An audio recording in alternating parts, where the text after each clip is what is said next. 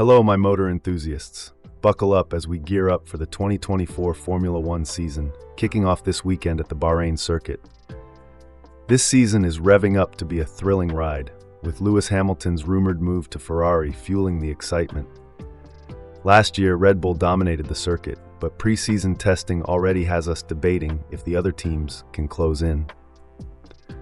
Ferrari and Mercedes are vying for the second place, with Alpine being the surprise underperformer during testing. Off track, we've got a bit of a stir with Red Bull's team principal Christian Horner making headlines. And let's not forget the anticipation surrounding the vacant seat at Mercedes. With a total of 24 races, including new circuits like Miami and Las Vegas, this season promises a thrilling, high-octane journey. Stay tuned, folks. Greetings, racetrack devotees. I'm your usual host, Enzo Watts. And at your service today, this is William. We're here daily on the F1 Motor Fever podcast channel. Don't forget to subscribe and hit that notification bell to stay updated. Full throttle, folks.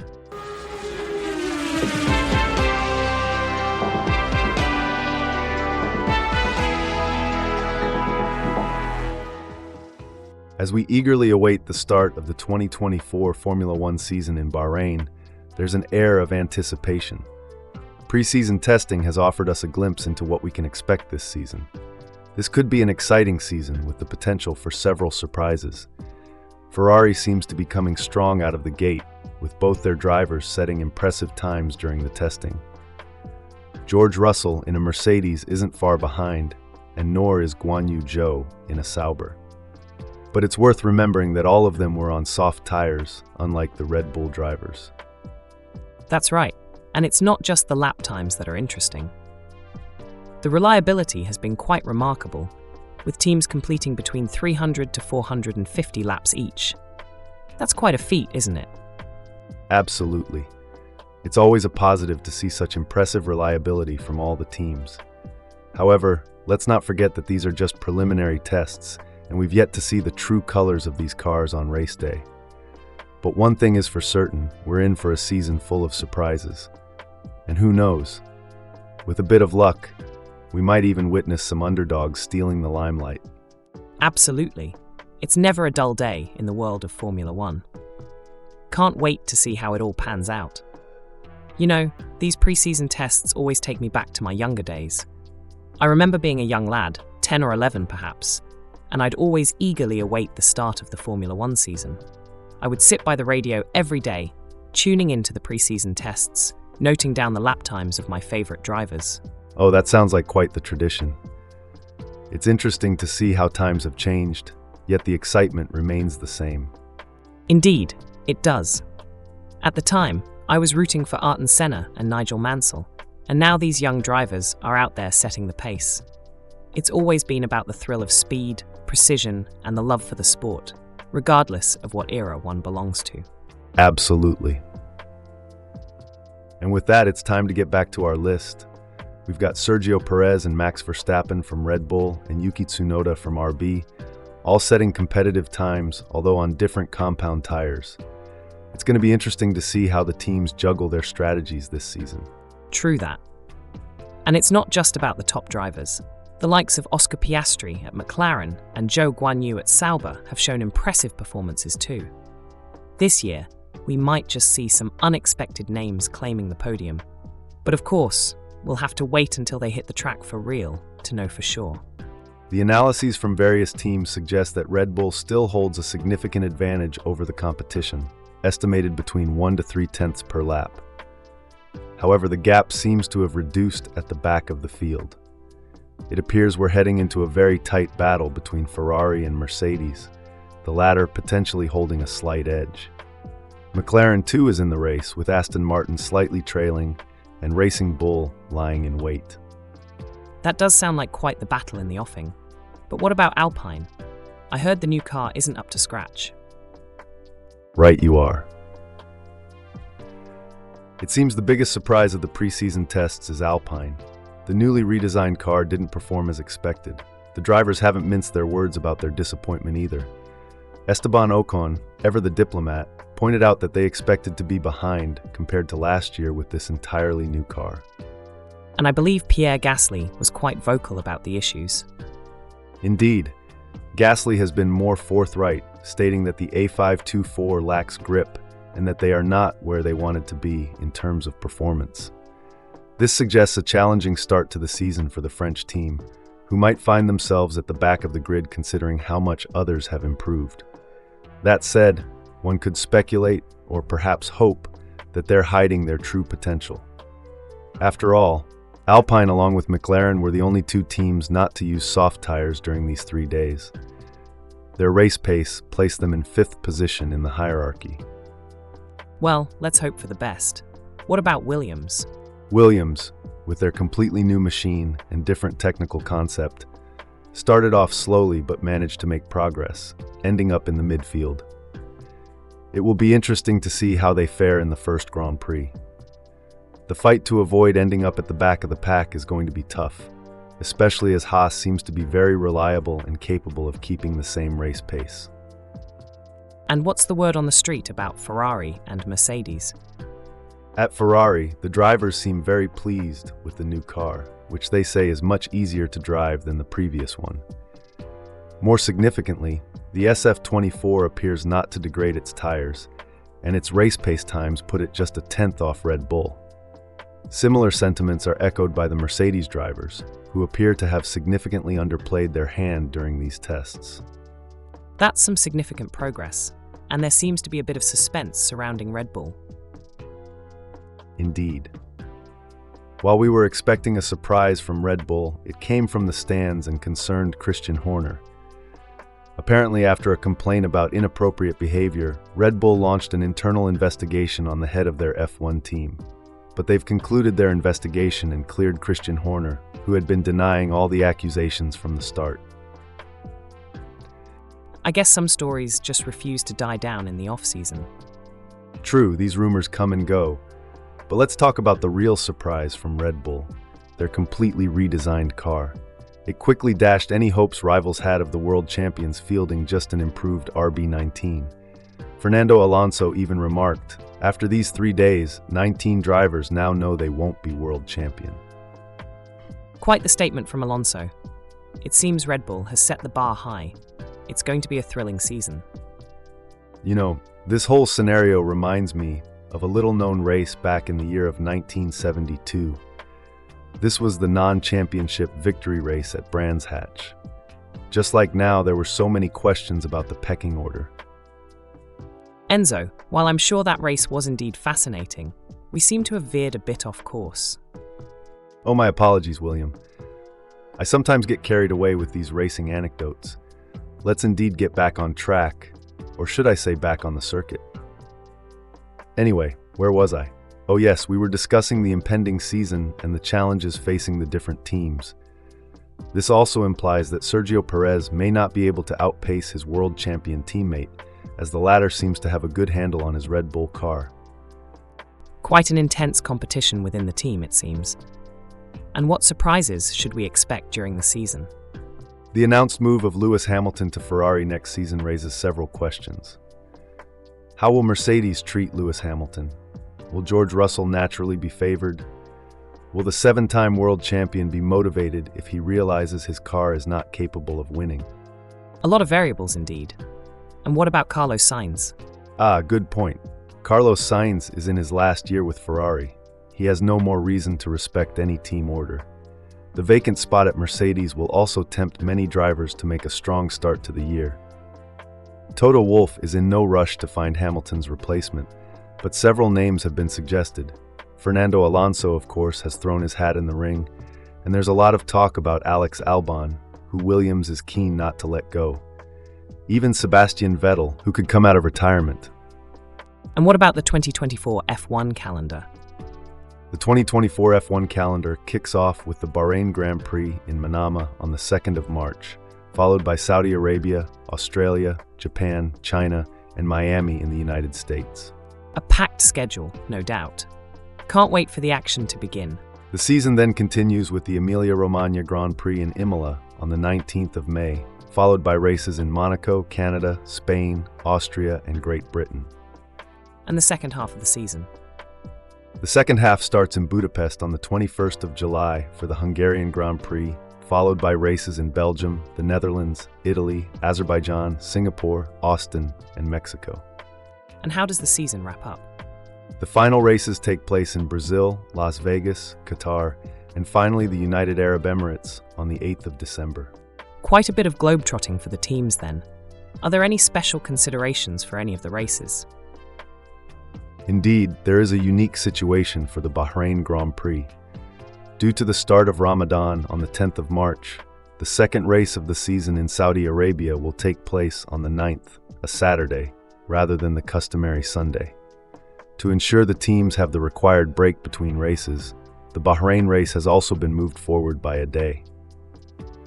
Speaking of champions and the thrill of racing, when you encounter an 8-time World Rally champion, it's guaranteed to be an unfiltered interview. Sébastien Ogier answered all our questions with no evasion. That's fantastic. He's a legend in the sport. Any other interesting updates? Yes, indeed. In other news, the Paul Ricard circuit, which loses its director this year, has revealed its 2024 program. Seems like there's a whirlwind of excitement coming our way in the racing world. Certainly sounds like it. Here's to a thrilling season ahead. Here's something interesting. The McLaren Artura is gaining a Spider version and becomes even more powerful, even as a coupe. The manufacturer also promises it's progressed in the realm of mechanical emotion. That's exciting news for all the McLaren fans out there. Meanwhile, Mercedes, which had initially planned to sell 100% electric vehicles in Europe by the end of the decade, is now only aiming for a 50% target. This includes plug-in hybrid models too. A shift in strategy then. On another note, Hyundai is saying farewell to thermal sports cars. It's a shame because the small i20N was one of the last interesting GTI options in the market. A changing landscape in the car industry, it seems. There's more. The rare Italian supercar has been closely scrutinized by the Swiss police. And the question is, what did the Swiss officials want from the owner of this exceptional sports car? If you're going to irk the Parisian authorities, might as well do it with a real 4x4, right? This terrifying SV Rover is indeed road approved in the United States. All in a day's work in the car world. Here's a bit of trivia for our listeners. Did you know that the first ever Formula One Grand Prix took place at Silverstone in England back in 1950? That's right, the sport we love so much has roots that run back 70 plus years. Quite an illustrious history, isn't it? Indeed. And did you also know that the legendary driver, Ayrton Senna, holds the record for the most victories at the prestigious Monaco Grand Prix, with 6 wins under his belt? Truly a testament to his skill and determination. Absolutely. And speaking of records, Michael Schumacher and Lewis Hamilton share the record for the most World Drivers' Championships wins, with 7 each. Racing certainly has its share of astounding feats and records. Couldn't agree more. The world of racing never ceases to amaze. Now get this, the Porsche 911 isn't letting itself be outdone by the Tesla Cybertruck, despite Elon Musk's trollish demonstrations. Ha ha ha! Well, the competition keeps things interesting, doesn't it? Cheers to that. It seems like Lancia is also making a comeback with a new city car, and starting from next year it will be equipped with an HF version to compete with Alpine A290. This version will be, of course, electric. That's quite the comeback. Speaking of comebacks, did you hear about the Aston Martin Vantage launched in 2018 getting a new facelift? If you weren't a fan of its rather peculiar design, you might just appreciate the new version. Oh, do tell. Not only is it getting a facelift, but it's also becoming much more powerful and promises great progress in terms of dynamic efficiency. Guess that's their version of a New Year's resolution, eh? Out with the old, in with the new. Ha ha ha, that's one way to put it, mate. A little nip and tuck for the new year. Now here's a surprise that was spotted during the filming of a commercial. The new Abarth 600e couldn't help but show itself off officially. The Extreme Pagani also gains an even more powerful engine, an elongated body, and a roof that can open, not just for enhancing the sound, but also to increase aerodynamic support. That's certainly a lot of bells and whistles, isn't it? Yes, And despite the population's sad addiction to high-set vehicles, BMW hasn't forgotten its classics, available in electric and diesel from May, while we wait for the hybrid M5 Touring. Good to hear they're keeping the classics alive. That's right. And speaking of classics, the new Mini Cooper won't just be electric. It finally debuts with 2 real thermal engines under the bonnet. Now that's a proper Mini Cooper for you. And there's a surprise from Koenigsegg too. Not only do they not recognize the speed record of the SSC Tuatara, their boss plans to set a new record this year with the Jesko Absolute, 500 kilometers per hour in sight. Now that's ambitious. Indeed, there's never a dull moment in the world of motor racing. Now here's something interesting. The founder, Damien Alfano, announced the P3 and its participation in the world's most famous hill climb, Pikes Peak, with Bruce Giuani at the wheel. They talked about their adventure in a video after 2 winter test sessions. That's quite an endeavor. You're telling me. And speaking of endeavors, here's one that many dreamed of, but nobody really believed. Lewis Hamilton joining Ferrari in 2025. Now that's a surprise, isn't it? Quite so, mate. Also, did you know the new Ford Mustang costs less than 60,000 euros in France with its 449 horsepower V8? Unfortunately, you'll have to double that price due to the carbon tax. That's a steep price to pay for a bit of muscle. It certainly is. But then again, the world of motor racing always comes with its fair share of surprises and costs. William, care to share what the digital grapevine is buzzing about? Certainly. Here's a post from Azant K. He says, quote, Netflix has released audience figures for the first 3 days of Drive to Survive Season 6, and they're not great. An average audience of just 2.9 million viewers have watched across its first 3 days, a sharp year-on-year drop of 30% on last year's equivalent figure, unquote. Rather interesting. What's the general reaction to that? Let's see here. Anoa K has a cheeky response. Quote, Daniel has mild spin. Daniel, dramatic pause. Dun, da, da. Footage of Daniel's family going through funeral brochures. Daniel answers, yeah, all good, just a little spin. Triumphal victory music, unquote. Ha! Perfectly sums up the drama, doesn't it? Indeed. And there's more. Mr. Ian B. FIFA joins in. Quote, that's it. That's the problem. I watched the entire season. I know mostly what happened, so I don't need to watch it again, but with more music and more intensity. I want to watch something I can't, behind the scenes. Maybe interviews, etc., not sure. Format has to change if they want to make it more appealing for people who have been watching for a while, unquote. A call for some fresh perspectives, I see. Any other noteworthy comments? Oh yes, Colin69 seems to agree. Quote, it definitely started by trying to get new F1 viewers, but by now a lot of the people who started watching F1 because of Drive to Survive have outgrown the show. Kind of feel like now it's for people who Drive to Survive is their only F1 media, unquote. An interesting take. I suppose they'll have to figure out how to keep the series fresh and appealing to their audience. After all, everybody loves a good race, don't they? That's all from us today on the F1 Motor Fever podcast. We've had a blast discussing some heated topics and sharing insights on the fascinating world of motorsport. Thank you all for joining us. Don't forget to hit subscribe and click the notification bell. You wouldn't want to miss our next episode, would you? And remember to share us on your favorite social media platforms or even pop us into your everyday chit-chat. We thrive on your feedback, so do drop us a comment. Absolutely, Enzo. It's been a roller coaster ride, hasn't it? No 2 days are ever the same in the world of Formula One, so do tune in regularly for your fix of all things fast and furious. And as for the future, let's just say we've got some exciting stuff brewing, so you'll want to stick around for that. We're grateful to you all for your support. Looking forward to seeing you all in the next episode. Until then, keep your passion for racing alive. Couldn't have said it better myself, Enzo. Stay tuned, stay excited, and keep spreading the love for Formula One. Enzo and William, pedal to the metal, keep your gaze on the road. Our channel's content is pure gold.